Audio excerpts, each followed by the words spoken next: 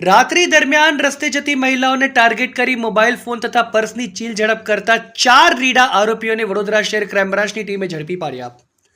વડોદરા શહેરમાં છેલ્લા 1 મહિના દરમિયાન રાત્રિના સમયે હુડી પહેરી 2 વ્હીલર વાહનો ઉપર પૂરપાટ આવી રાત્રિ દરમિયાન રસ્તે જતી મહિલાઓને ટાર્ગેટ કરી મહિલાના પર્સ તેમજ મોબાઈલ ફોન તફડંચી કરવાના બનાવો ગોરવા, સમા,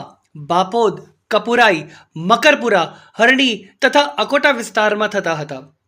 પોલીસ દ્વારા સતત મોનિટરિંગ કરતા હરણી મોટનાથી કોટાલી ગામ તરફ જતા આવતા કેનાલવાળા રોડ ઉપર શંકાસ્પદ હાલતમાં બાતમી મુજબના વર્ણનવાળા 3 વાહનો સાથે 4 શખ્સો